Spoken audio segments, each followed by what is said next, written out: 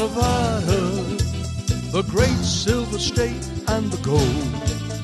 New tales of Nevada, the stories, people working hard to make a home. Old tales of Nevada.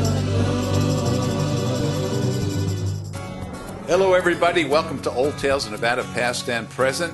We have a great show in store for you today. It's a special edition. We'll tell you why right after this.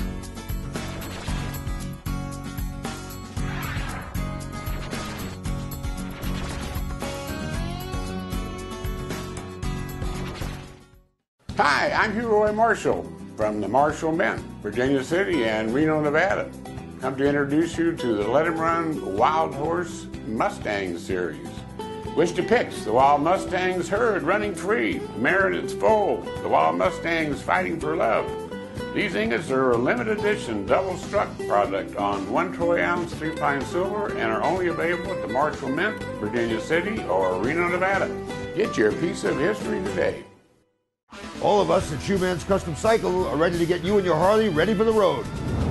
From oil and tire changes to high-performance engine upgrades and dyno tuning, we at Shoeman's have got you covered with experienced factory-certified mechanics and a full-service machine shop loaded with parts and accessories.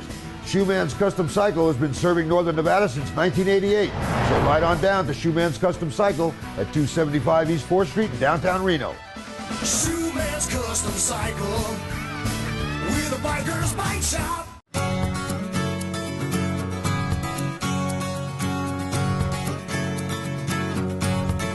Welcome everybody to Old Tales of Nevada, past and present. Like I said in the intro, this is a special edition because we are only 9 episodes away from our 300th episode of Old Tales of Nevada, past and present. So for the next 9 episodes, we're bringing back some of our good friends from the shows in the past. And today we are pleased to have with us Spencer Hobson, a great name in Reno gaming here in Reno, Nevada. But let me introduce the panel totally here. I'm John O'Brien, the host of the show, and our executive producer is Hugh Roy Marshall. Hey, and you, good to see you again, my friend. Yeah. It's been a while since we've been together. Mm-hmm. And again, our special guest, Spencer Hobson, and you might tie that name together with the Pick Hobson's Riverside Hotel, but there's a lot more to the story than just that hotel, and we're going to cover all of that in our special edition of Old Tales in Nevada today. So, you, Roy, as usual, we'd like to go to you because you tell us why we do the show and why we've been doing the show for almost 300 episodes now. You bet. Well, Reno, Nevada is a very special town and probably one of the major event towns in the United States that has been forming here with this for probably the last 40 years. Yeah. And all of us make a mark on the earth, some of us deeper than others, but we've tried to find the people and the community leaders and individuals who have known the history of the area well enough in order to espouse it. And the state is very important because if it weren't for this state, the United States may not have been born, because we owed more than what we were worth to France, Germany, and England. Yes. And they were not necessarily our friends in those days, but the ore from the Comstock provided that $8 or $9 million to Abraham Lincoln to be able to pay them off. And from that, the state of Nevada was born, and basically the mining interest in the area became very substantial. Absolutely, and you're right up there where the action all happened in the past, and it's happening right now in the present, yep. Right? You're right. The state produces 9 to 10 million ounces of gold per year and about 35 million ounces of silver per month as a byproduct. Right, and you're working on a totally new discovery. We found probably the largest platinum deposit in the United States. Right, and we're in the process of making that model, verifying it, and making it sure that it is what it is, and so we're right in the middle of doing that. So you're a busy man with just the mining activities, but you also have a great event happening down here at the Reno Town Mall with your retail project, and that's the Marshall Mint, right? Yeah, we're going to be opened up our mint operations down here in Reno. Yeah, and how close are we getting to the opening? Well, just before Thanksgiving we'll open. All right. Wouldn't it be nice if it coincided with our 300th episode of... Probably pretty near there, darn well. Looking forward to that. And then you have that beautiful facility up there, the most modern facility up there in the Comstock, the Silverland Inn and Suites, right? Betcha. All right. Great place to take your honey, like Take you your say. honey, yeah, and get up there and have a romantic evening. All right. So what's the reservation? 847-4484. 4484. And there's always a pleasant lady on the phone ready to take your reservation. I think so. Yeah, you're going to winter hours here pretty quick, right? Starting what, November 1st? Yeah, we're going to be using it partly for the miners that are going to be working there. Yeah. So in time, the hotel will be full probably most of the year. Yeah. So anyway, take advantage of the moment, right? Okay, good. Yeah, get up there All right. and enjoy Well, it. let's get to our good buddy here, friend of the you show betcha. almost For a long since the time, beginning. Yeah. Real close. Spencer, you were on our show many years ago, and we appreciate you coming back as we get closer and closer to our 300th episode of Old Tales in Nevada. That's a exciting. long, and we were on, to tell you the truth, we were on radio before we went on TV. And so we got about 8 years into this thing, don't we, Uri? Yeah. So our 300th episode is really special for us. Not too many shows in Reno, locally produced, that have gone over 300 episodes. So glad to have you back. Thank you. And the reason we wanted you back is because you are just a total encyclopedia of Reno history, both the gaming and just the activities that happened here in the early days and the prosperous days of Reno, Nevada. So look forward to the conversation with you today. Thank you. Hey, we want to start, Spencer, first of all with you telling us how your family, the Hobson family, which was huge in Reno gaming here, how it all started for you. Where did you all come from, and how'd you get here to Reno, Nevada? Well, my family came from Homer, Illinois. They loaded up my grandfather, who I never knew, he died young, loaded up my two aunts, my uncle, and my dad in a Model T Ford and moved to Corning, California. Okay. And started there. And then my dad and my uncle got interested in coming up to Nevada. And they got in here and went to work. They went to work in the Palace Club at that time. And that was downtown Reno, right? That was downtown Reno. Okay. That was the Petrosini family at that time. I got doing that. My dad wrote Keno. My uncle took care of the slot machines. And then the World War II started coming about. And my uncle had to go to war. And my dad couldn't because as an athlete in school, he got his shoulder dislocated and they wouldn't take him. Okay. And he went to Hawthorne, Nevada, Hawthorne, Nevada, and they opened Harry's Club. He went in partnership with a guy by the name of Harry, and they had Harry's Club in Hawthorne, Nevada. Oh, okay. And for that, they had the casino, and they cashed all the payroll for the ammunition dump. And you say that ammunition dump was the biggest dump in the world, biggest right? ammunition dump in the world. It still is, I guess. Yeah. Spencer, was that the hotel, the El Cap now? Or No, it was a Harry's totally Club. It was different- just a little club that was there. On the main street? On the main street there. Yeah. And it was kind of interesting because at that time, my mom, they ended up with a newer car for my mom, and my mom was a Bevilacqua family from here in Reno, and there was no bank in Hawthorne.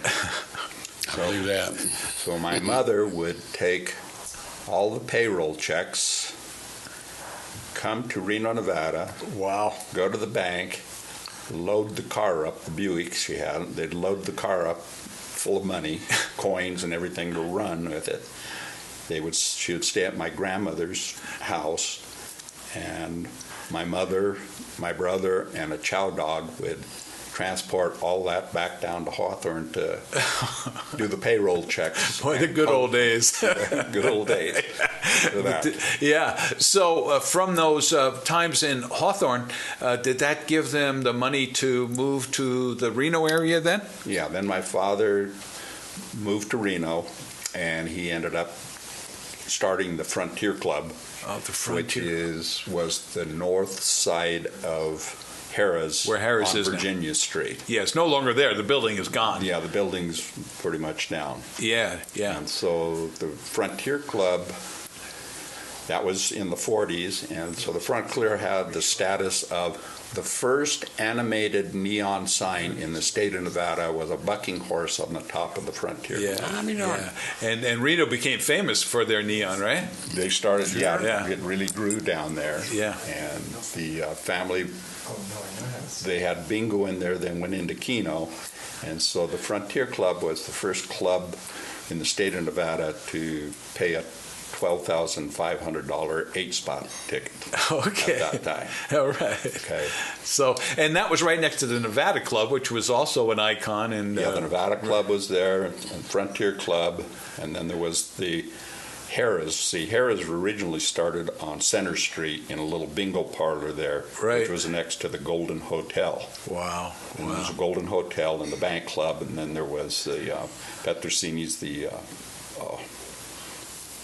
I'm trying to think. All the different owners back in there. Anyhow, but that's what, and 4th Street was, Virginia Street was the main gaming there. Main gaming area, yeah. There's all kinds of casinos there. Some very good, prosperous, and others. The Bank Club, for example, was one of the prominent ones there for a long time, but I guess it became corrupt after a while. Well, yeah, that was, I'm trying to think of Jim's name, but yeah, that was owned by some... A gangster. Some gangsters. Gangsters, yeah. So you were able to move to the area with the family and Frontier Club, and because of that, you were able to purchase a large spread out there in Washoe Valley. Tell us about that ranch you lived on, the history of that.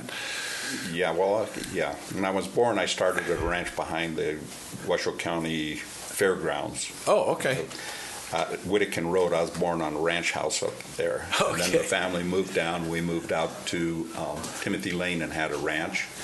And then we moved out to what was called the San Antonio Ranch. Okay, and that had quite a history. It was a large ranch for one thing, right? It was on Franktown Road, and it sat down in the southwest corner of it.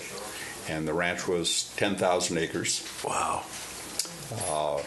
The house sat up on, it had 10 acres of lawn on the... Did they run a bunch of cows there? Oh, we ran San Gertrudis cattle. Oh, San Gertrudis. Yeah. Oh. We were known for Maybe running. that's where they got the name, San Antone, huh? No, we brought the San Gertrudis. My dad went down. Oh, okay. Went into Texas, got them out of Texas and brought them up here because they're hardy and they can make it through the winters. I see. Out there. Yeah. But the San Antone was owned by a Frenchman. Mm-hmm. And the Frenchman was suspected to be a German spy, and I believe he was. And the ranch was made so it could be completely self-sufficient. Wow. We had orchards on it, we had fishing ponds on it, we had slaughterhouses on it, sheep on it. It was just a complete ranch. Wow. And I imagine the ranch house was absolutely huge, right? Was it? Beyond belief. Beyond belief, huh? Beyond belief. We got to take a break. Believe it or not, we're through our first segment here, so we want to come back. I want to hear more about the ranch, though. Some more of the details there. Yeah, it's amazing. And we'll do that after we come back from our break here on Old Tales of Nevada, Past and Present. So stay tuned. We'll continue with our special edition right after this.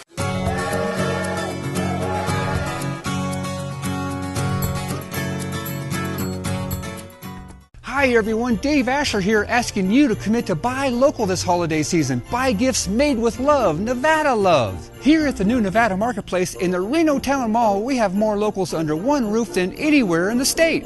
We have products from over 250 Nevada merchants. You're sure to find a perfect gift for everyone on your list and something for you too. It's warm inside with easy parking. To search for Nevada locals, go to buynevadafirst.com, the only source that's all Nevada all the time. Thank you. Hi, I'm Paula. And I'm Dan. We're the producers of the Tanner's Marketplace Antiques and Craft Shows at the Livestock Event Center on Wells Avenue. I'd also like to tell you about our everyday location. We're at Somewhere in Time on South Virginia Street. We're Antique Antiques, booth number 46. You'll find paintings by Nevada artists, collectible glass, vintage jewelry, Native American jewelry and baskets, antiques and unusual to unique items. Find it all at Antique Antiques inside Somewhere in Time at 1313 South Virginia Street. Come see us. Somewhere in Time is the place to find what will be treasured for all time. Vintage and antique furniture, glassware, toys, tools, neon, home decor, unusual collections throughout the store at Somewhere in Time in Reno. Somewhere in Time is the place to find what will be treasured for all time. Vintage and antique furniture, glassware, toys, tools, neon, home decor, unusual collections throughout the store at Somewhere in Time in Reno. Hi, I'm Hugh Roy Marshall from the Marshall Mint, Virginia City and Reno, Nevada. Come to introduce you to the Let 'em Run Wild Horse Mustang Series, which depicts the Wild Mustangs herd running free, mare and its foal, the Wild Mustangs fighting for love. These ingots are a limited edition double-struck product on 1 troy ounce 3-pine silver and are only available at the Marshall Mint, Virginia City or Reno, Nevada. Get your piece of history today.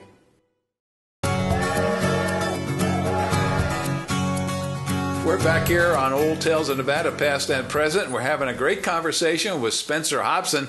Like I mentioned in the earlier segment, he has a wealth of knowledge about the history of downtown Reno and the surrounding areas, and a great story, right? You right? You betcha. So we're out here on the San Antone Ranch. Was on southwest corner. It was on Franktown Road. Franktown Road. In the southwest corner of Franktown Road. Okay, so this ranch house was magnificent, you told me, right? Tell me some of the details. Well, some of the details of it, it was, I don't remember, but I can remember it's here. It was 75 yards from the master bedroom to the kitchen. 75 yards. And we had 2 guest houses on the hill. And it had an Olympic swimming pool down at the bottom of it. It sat on 10 acres of lawn.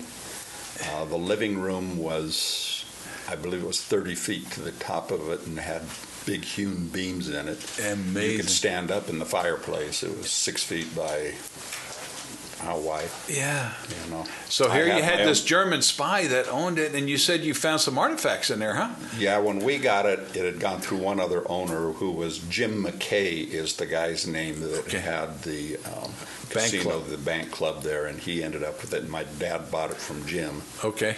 And yeah, when we moved into the house, it was full of all kinds of German wares, tables with swastikas. I have some lamps that a lot of people. Was there much talk locally about the war, about the Germans and that sort of thing, or not? No, when I was here, this was after it, and it was kind of, pleated down into it. But, up above the kitchen in the house, there was a huge cedar room for clothes, and it had a German shortwave radio with the German mic on it and everything. Yes, I still have it. That's one thing about Spencer. He keeps almost everything he's ever owned, right? And the ranch was amazing. It went all the way from right up to Marlette Lake, around Hobart Lake, and all the way down to Washoe Lake. Right down to Washoe Lake. In fact, part of that ranch that people would recognize as they go down 395 is the old is the golf course that's there on the right side. The golf course sits today and all that. Yes. Yeah, and the ranch house is still the ranch standing. house is still there. Who's in it now? I don't know who lives in there now. They've built real nice homes in there. There's a schoolhouse up in there that. There was always disputed which one was the oldest. So if I were to drive down Old Franktown Road, I'd be able to see it somewhere along there. You'll see, it used to have a huge rock arch with it, which said San Antone over the top of it. Okay. And that's kind of fallen down. Oh. But when if you turn off Franktown Road coming from Carson, once you start getting up in the trees, you'll see to the right that there's an entranceway and it winds way down, and it's all those real nice homes. That I'll have to go take a look because I've played that course before, so I probably got real close to it. Yeah. Well, that's fabulous. So how did that feel? I mean, here you are, a young buck. How old were you there? Oh, I was 12 years old. 12 years old, and in your humongous house, your folks have plenty of money, and did they spoil you, Spencer? I would imagine they did. Yes. Yeah. Tell us how they spoiled you. I know you told us before about. Living there, I had my own Jeep. Yeah. So I would take it down and go fishing, or take it and go up in the hills with it. Yeah. And run around into there, and then. You had a Mercedes. Well, I got that later when we moved more into town. But, okay. But for... what was Reno, like 20,000 in those days? 15, 20,000? Small, yeah. Small. Probably. Yeah. But you had a lot of visitors, of course, that would come to downtown Reno. Yes, and we had friends of ours that I grew up with from the other ranch. And the girls would all ride their horses out to the San Antonio and spend the weekend. That was nice, sure. Yeah. That must have been a fabulous lifestyle for you. Oh, it was really fun. Yeah. I've seen some pictures of that in an antique store. Oh, have you? Well, we'll have to get a picture of that for our show. We got to show that. Oh, we had big greenhouses on the property, and part of them, this Frenchman wanted. He was interested. He liked perfumes. Oh, okay. So down on part of the ranch, the main part of the lawn there, he had a distillery there of which he was trying to make perfumes. Oh, all right. My brother and I decided that you could distill other things in there. And we got caught, and my dad took it. That's great. Now, besides being on a beautiful ranch, of course, your folks, both your uncle, your dad. I don't know how much your mother was involved in the casino business. She was when she was in Yerington. I don't know how it worked in Hawthorne, town. yeah. In Hawthorne. And then what about in Reno? Was she involved as well? No, she wasn't involved with my family, the Bevilacqua family. Yeah. They had a different business. It's a good-sized Italian family here. Yes, who were involved with moving homes and concrete structure. And I was related to most of the Italians here in town. Wonderful. So my grandfather, every Sunday in the summertime, there was a huge picnic. And it was just people, everybody came from all over to just come to the barbecue at my grandfather's property. That was down on 4th Street. It was down on Montello Street at that time. Wonderful. And 4th Street was really 4th Street. It was a busy main drag in those days, right? Well, that was the Lincoln Highway. Right. US 40, and it was a major stopping point for people that were coming from the east. They'd go to Salt Lake, and then the next destination was Reno, and they'd usually spend time in Reno because Reno had so much to offer outside of Reno, Lake Tahoe and all the amenities, so people would tour it there. Yeah, and a lot of mistake in it is everybody thinks that US 80 is what made 4th Street blighted area. Uh-huh. In the 1950s, what happened is they decided to do what they called urban renewal there. Mm-hmm. And so they went in and bought all these properties, and they flattened it all out. Oh. And that's when, I believe the guy's name was Hammond, that was the biggest owner of Holiday Inns in the world, built the Holiday Inn there. So everybody wonders why the Holiday Inn was built down on 4th Street. Yeah, that makes sense. All that all that property that was urban renewal was supposed to be the new convention center for the city of Reno. Right, I remember. Reno turned its back and walked away on it and got established out here, and that's a whole nother. So here's the Holiday Inn all by itself out there. It's still surviving, though, so I guess it's doing okay. And 4th Street went in blight.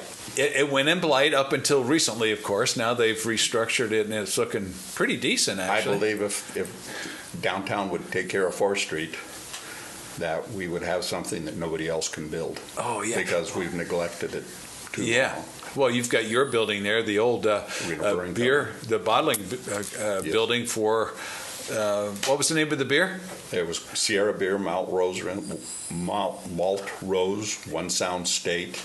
That was the largest brewery in the state of Nevada. Yeah. Up into the 50s. Yeah, and you still own that property out there. Yeah. Fabulous. And that's a great architect that designed that building, right? Yep. For the Longchamp. The Longchamp building, who built many of single-span building. Yeah, amazing. It's amazing. So 4th Street used to have all these motor lodges. Yes. Wasn't so many casinos on 4th Street, were there?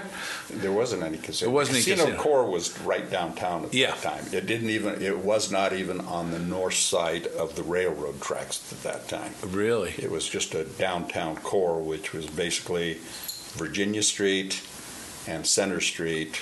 And then you went down to Lake Street, and Lake Street was where Bill Fong had the new China Club, and there was the Cosmo Club that was another very interesting club, I'd say. They should have shot a movie in there. Yeah, because the gangsters were really operating in Reno for a while. Gangsters came for Reno. You know, what was neat about Reno at that time is Reno had a real core of owners for the casinos there that were local. And so the gangsters had a tough time of infiltrating and getting into Reno, so they went to Vegas. Oh, okay. Because you had Pappy Smith. Yeah. They had the Hobsons. Who else were in there? Well, we had Fitzgerald. Fitzgerald had a couple of the icons. We had Prima Donna. Yeah. We had Well, you had Harris.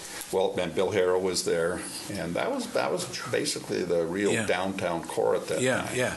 So here you are, a young buck, with your folks running how many casinos? They had not just the Frontier. They had them in stages all the way around. Yeah, name some of the other casinos they were involved. Frontier Club. There was the Overland Hotel, which they established. There was the Depot Bar, which was one to write a book about the Indians, right across from the train depot there, and the Cosmo Club. My family did have the Cosmo Club, and that was one. Which was the most profitable one, the Frontier? Frontier was, yeah. Now, there was one of your casinos that had it was burned, right? Was that part of that big fire that happened down there in downtown Reno? No, I think what you're thinking of, and I sat on top of the Overland and watched the Golden Hotel burn. Golden Hotel, okay. Yeah, and that was owned at that time by the Tomberlin brothers. All right. And there was money due on that, and that's when the Tomberlin brothers got up, and they moved to Gardnerville. Okay, but you think it burned fortuitously at that time? Yeah, on the Palace Club, I think there was something that went on, maybe. Okay. But anyhow, then the group came town, and I'm trying to think of, I want to say May Company, but anyhow, they held the note on the Golden. They knew nothing about gaming. Okay. I can remember them coming and talking to my family on it, and they went to Mr. Bill Harra, and Mr. Harra paid attention, and he took care of the gaming. They took care of the money and managed the Golden, which turned into the big Harrah's, and that's where Harrah's became Harris. Really took off, yeah. And then, of course, Harris turned eventually into the Caesars Corporation. He started or sold to Caesars eventually. Well, he sold to. I'm trying to think of. It wasn't Holiday Inn. It was one of the big hotel. One of the big hotel chains at that time. Yeah, I remember that too. Yeah. So anyway, some great, exciting things that you were able to see and experience when you were here in Reno. I got some more questions about that too. So when we come back, I want to hear how your dad or your uncle used you to transport chips and money from one place to another, right in downtown Reno, right below the noses of everybody there. Well, everybody did. Everybody did it. Yeah, we did it. Yeah, that was kind of fun. So we'll be back with more special edition here on Old Tales of Nevada, past and present, with Spencer Hobson and Roy Marshall right after this.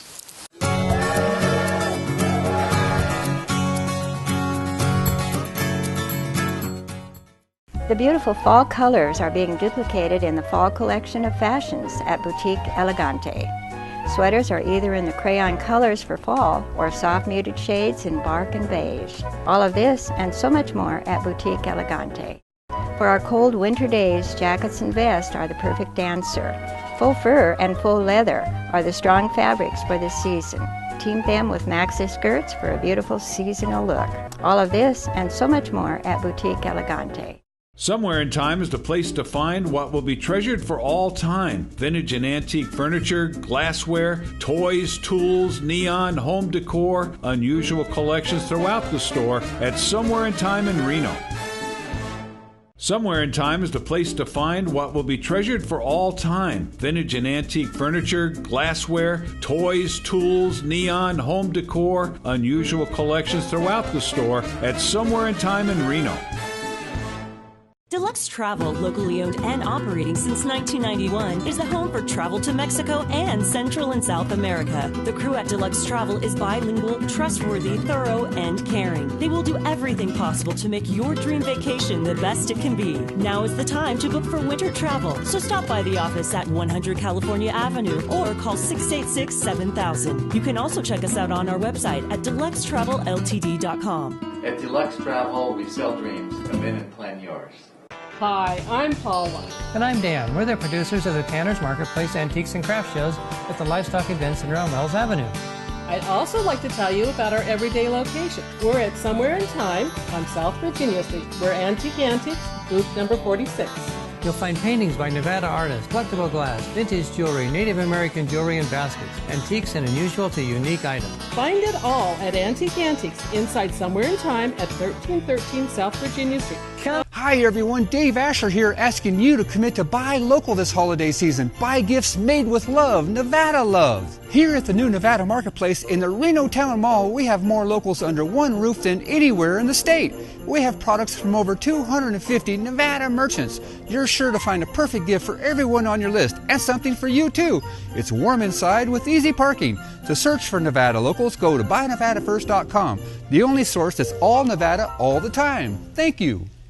The beautiful fall colors are being duplicated in the fall collection of fashions at Boutique Elegante. Sweaters are either in the crayon colors for fall or soft muted shades in bark and beige. All of this and so much more at Boutique Elegante. You have got to come and see our bridal designer collection here at Precision Diamonds. We bought our building, lower the overhead. That means everyday low prices to you.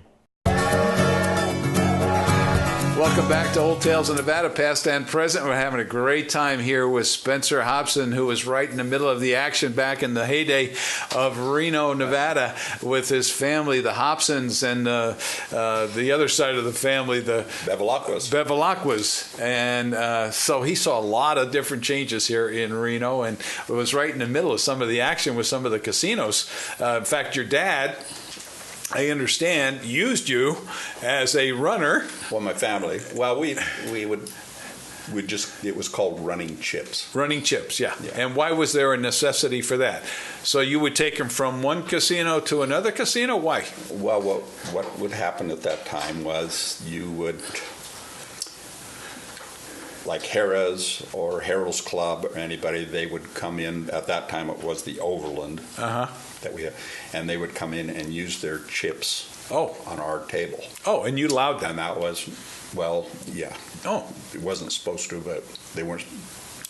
Chips were not allowed to be used as real currency because of government standards. Mm-hmm. But we would kind of do it anyhow. Everybody did it. And then you would do it called run chips. And so you'd go to Harrah's and you would have $500 or $1,000 or $2,000 in Harrah's chips, and they would have $50 of Overland chips, which were really Frontier Club chips because they never changed them from Frontier Club. Okay. And then you'd take that in cash and you'd go around and just square up with it. Just square up with everybody. Well, that was a nice thing to do. Yeah. Yeah. So everybody sort of got along. At least the local owners got along pretty well. Well, it made a real good community out of it because, you know, a guy from Perez would come in there and be having fun in the Overland, and all at once he'd sit over there and say, well, I got $500 in chips here. Is it going to go across the street and cash them in? Yeah, yeah. We could help it. We're going to. You want to get that to entertain him here. You want him to come in with chips and leave without chips, is what you wanted him to. That was it. That was the basic idea. For him. Yeah, because the casinos always won, right? One way or the other, they always won. Yeah, the only place to be in a casino is on the inside. Yeah, that's for sure. Spencer, was there much entertainment during that period of time? I mean, famous entertainers coming to town. Yeah, Bill Harris started getting people in here, and that was a lot of fun because he brought in the movie stars. Well, Frank entertainers. He brought in Sammy Davis Jr. and he brought in like Harry Belafonte. Sure. Now at that time, it was against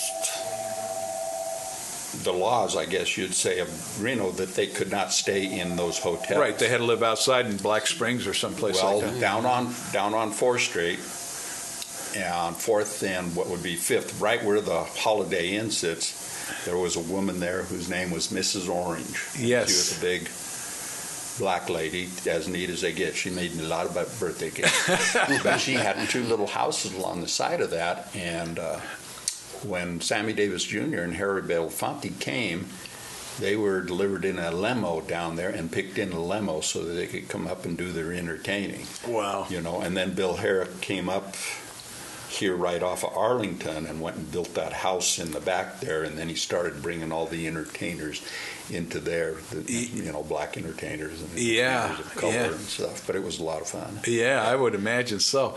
Now, the Riverside, of which your family became known as the Pick Hobsons, and that was your uncle, Pick Hobson's Riverside, and your family, your dad was also involved there, wasn't he? In and out, yeah. They was always in and out. Now, they were known in the early days as a place for good entertainment.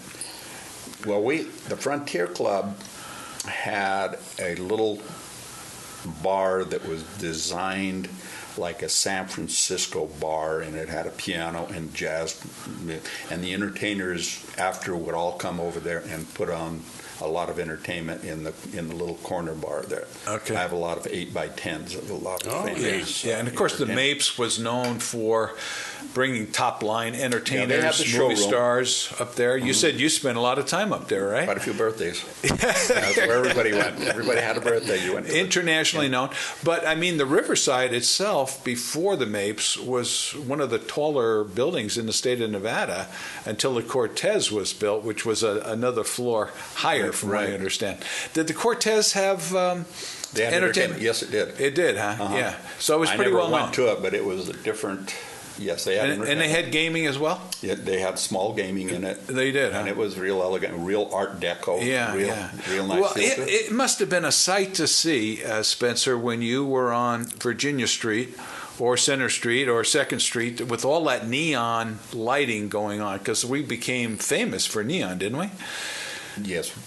Virginia Street was in a lot more than what Vegas had down on Fremont Street. Yeah. And the Frontier Club was noted because the Frontier Club had a bucking horse at the top of the sign. Yes. And that was the first animated neon in Nevada. Yeah, and so that set the pace for other casinos to do the same. Now, tell us about that one casino with the 4 ladies. What was the name of that? Prima Donna. Prima Donna. Now, did that run from Virginia Street over to Center Street? Did it have entrances on both ends? No. The Prima Donna was on the west side of Virginia Street, and it ran from Commercial Row just about to the alley that was there. When I first came to town, that sign was still there, and I think it was still lit. You remember that, don't you? Remember? You were right girls on it. Yeah. What were some other huge, big signs? Oh, the Golden. Well, the Palace Club had a huge sign on the corner of Center Street and Commercial Row. That was.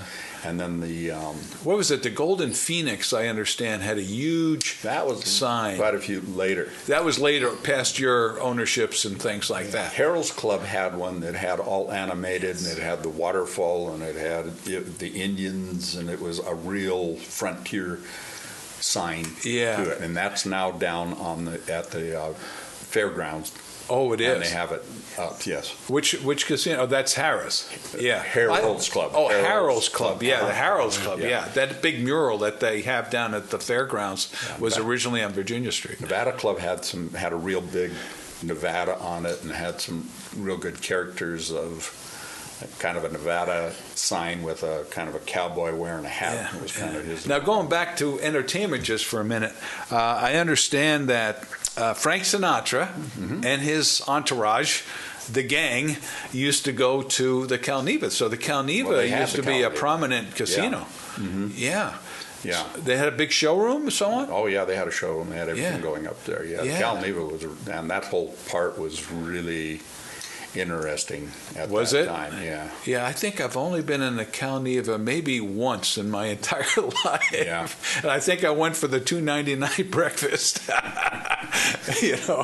So yeah, that was that's got caves and walkways all down through it that go to different places and different Are they still usable? I don't know what. I haven't been in it for long. I don't know what if some of them sealed off. And was that for the entertainers, so they could go to Harris and then they could go to the Cal Neva? Well, no. Well, the Cal Neva up the lake was its own identity, and the other thing there was the.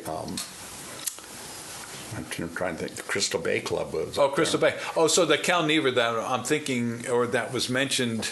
Cal Neva's on the 2nd Street. But did Cal Neva downtown have that? Oh, you're talking about downtown. Downtown, about, well, Frank Sinatra was up at Lake Tahoe. That's where they were. Oh, that Cal Neva. That Cal Neva's. Okay, so that's a different property altogether. Yeah, different property. Yeah. So it must have been great. Now, when did your family finally disperse and sell off their casino properties, and why did they do it?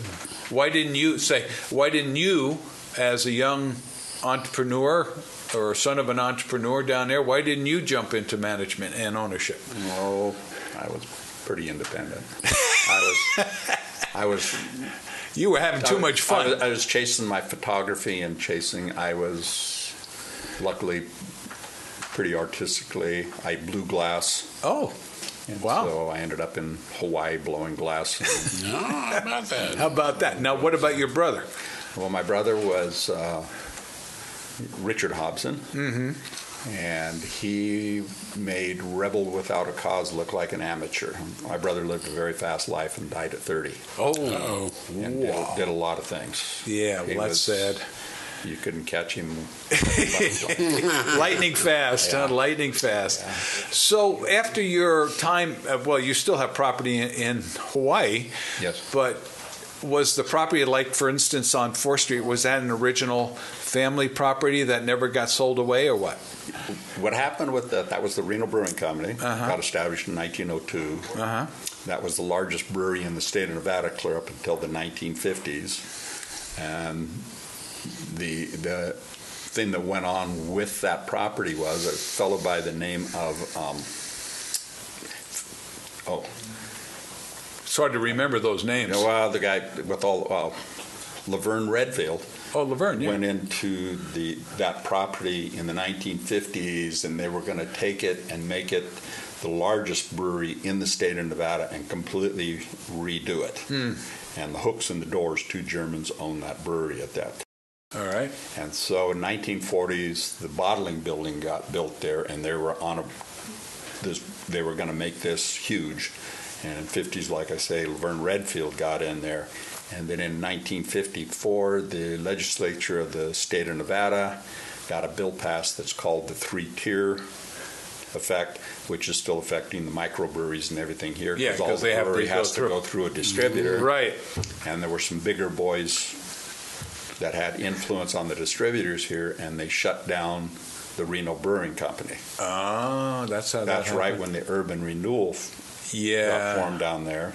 And so my father bought the Reno Brewing Company because he was thinking about putting a casino there because it had been right across the street from the convention center. And so that didn't happen. And all right. I fell in love with the property, and I fell in love with the water that we have there. And we want to talk about that too. So when we come back, we have to take our break here before we get to our last segment. Okay. Keep telling people that you should, Spencer, write a book. Okay, it'd probably be a couple of volumes worth, you know. But when I come back, I want to find out what you did for fun. I have a couple of notes here about what people did in a day. I want to see if you partook in any of that. So we'll be back with more of Old Tales of Nevada, special edition, right after this.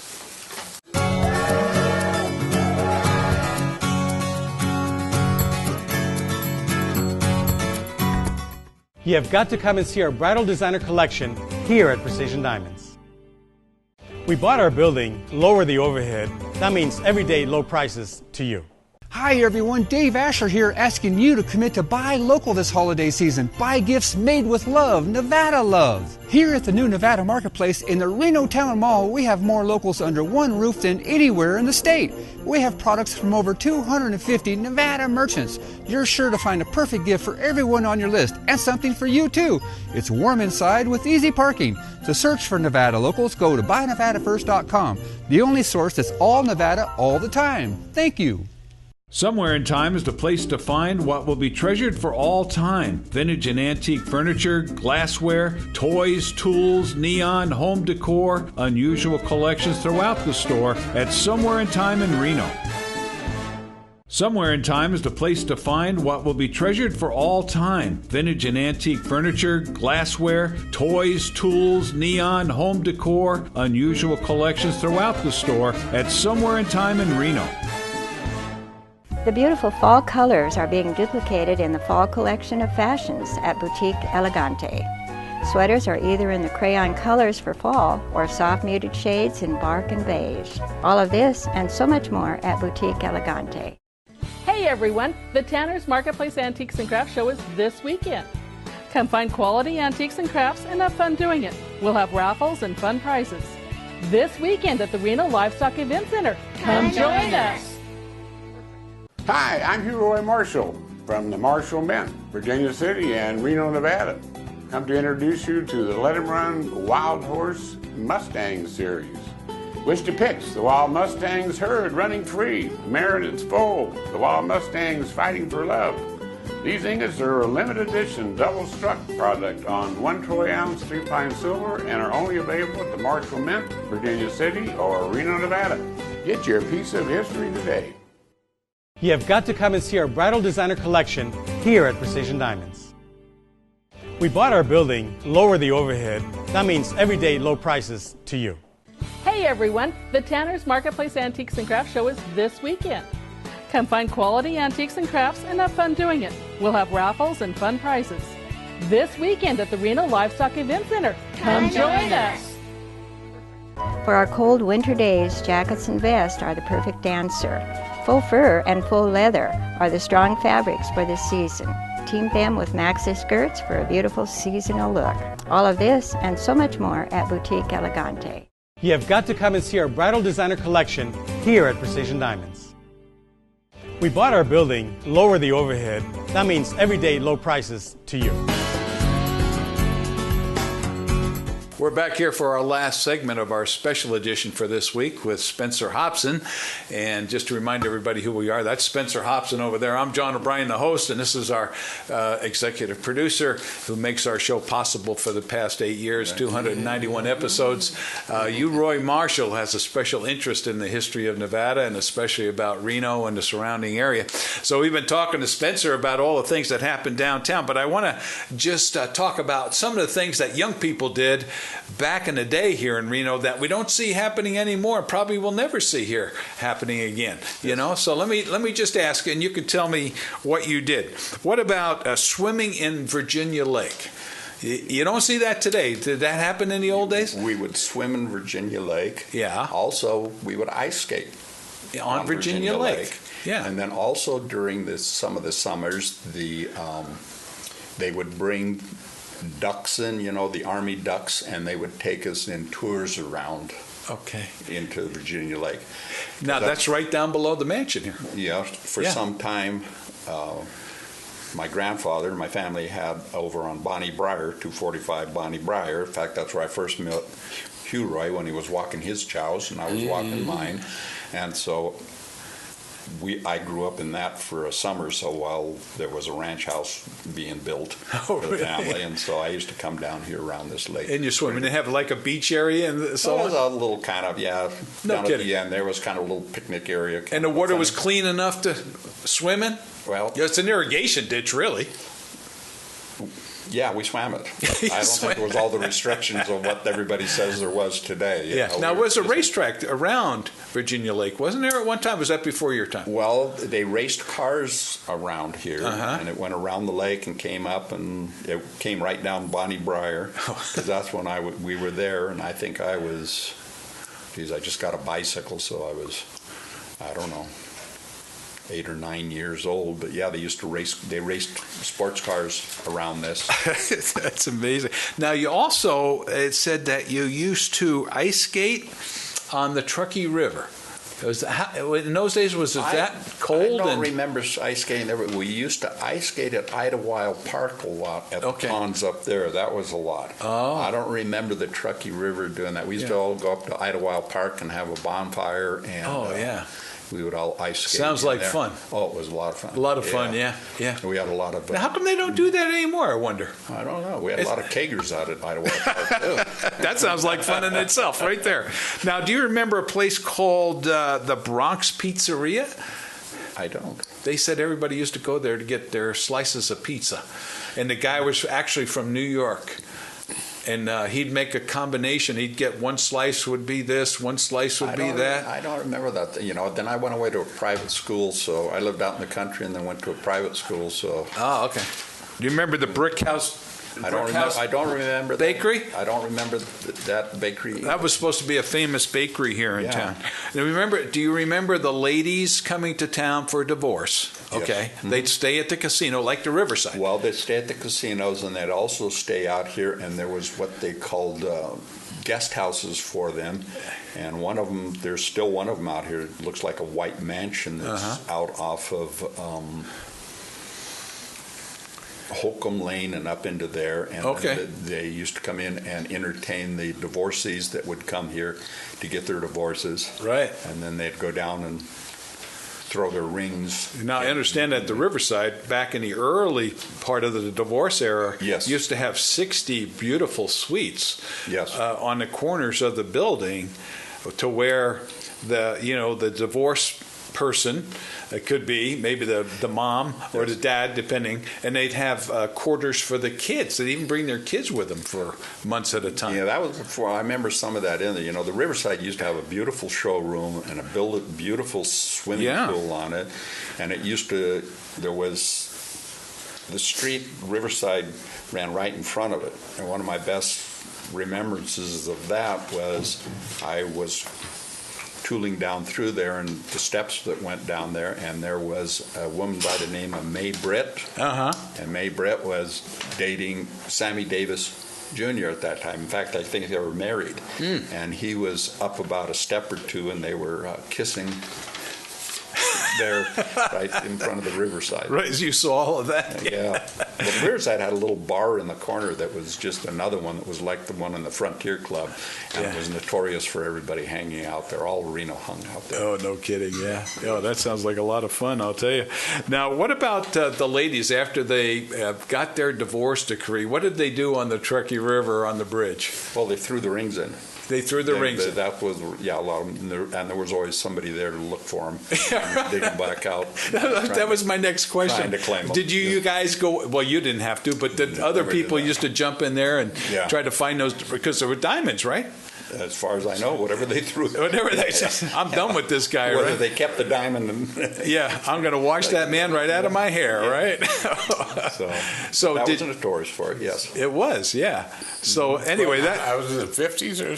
Yeah, that was in I'd say the late early 50s. Amazing. Yeah. Isn't that amazing? Right. Yeah. In fact, when you think about downtown Reno, and as you reminisce about it, before Vegas and other places had their gambling established, Reno was really the gaming capital of the world, wasn't it? Biggest little city in the world. Yeah. With the gaming. Do you remember meeting a lot of people from around the world? Oh, yeah. Visiting? Yeah, there were people from, it was... Yeah, a lot of Bay Area people would come up. Sure. Yeah, they didn't have anything else. Yeah, there were a lot. It was real fun. So what happened in Reno stayed in Reno? You could drag Maine in your cars, and you could go out to Uncle John's Pancake House and drag race all the way out to the Virginia City turnoff. Oh, really? Yeah. And of course, there was nothing out there. That was a DeMonte Ranch out there, right? Yeah, and at that time, the law in the state of Nevada, was basically called safe and proper. There was no speed limit once you left the city limits. So you could go out and race, and if you behaved yourself and knew you were doing, the highway patrol would just wave at you. Yes. So therefore, it made sense to have a Ferrari or a Mercedes. A Cobra, yeah. Did you keep any of those cars? You keep everything else. I had them all in my father's warehouse, and he called me up one day and told me to either move my iron or sell it, and I made a big mistake. You sold it? I sold some very, very nice. Now, did you have a nice relationship with Mr. Hara because of your relationship with the cars? Well, Mr. Hara the ranch that is now the Harris estate out there was really the Crummer estate, R.E. Crummer, who is Beverly Hills Development Company. Okay. So I knew Devin Crummer, and I hung out there pretty good.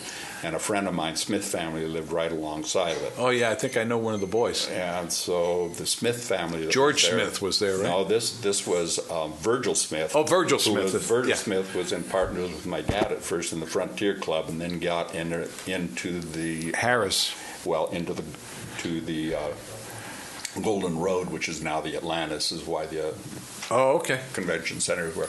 But Ted and I'd be working on cars, building roadsters, and Bill would come down with his Ferraris and they'll come up and laugh at us working with cars. I had carte blanche in the Harris automobile. Really? I just walked in and... Really? Yeah. I've got a collection there's a guy by the name of Don Britt that was there, and he did a full appraisal on all the cars that Mr. Hara had in there, and he made 2 volumes of it. Yeah. I don't think they have it. I have a full collection of that. I also have all the trophies that every Harris car ever won. Really? When they sold off the collection, nobody wanted them, so Don Britt took them home, and he was getting older and said, come pick this up. So you have them all. You should have a museum yourself. Now, there's a perfect use for that, the Longchamp building. Yeah. Well, I've got one that's real precious to me. It's a little rock about this big, and it was at Hershey's. And it was the first prize for the Hershey's, and it was not a Bugatti. It was they only made 5 of them, and they're in France, right? The Bugatti? The Bugatti Royales. Uh-huh. And this was when the Bugatti won first place at Hershey's, which is the most prestigious you can get, and now that Bugatti sits in the collection. Here? In Reno? Paris. Oh, in Paris. In the Paris Bugatti. Remember they had one here? They had a Bugatti here. They had 2 of them. They had 2 of them, and they auctioned them off. I think it went for, $6 million or something like that? They were one of the highest. Ferrari just beat them a little bit. But he had 2 Bugatti Royales. He had a Bugatti, the Bugatti Sons built, and then he had a bunch of the racing versions. He had one of the largest collections of Bugattis. Yeah, so Mr. Harris was a pretty neat guy, down-to-earth guy. He was cool. He was great, yeah.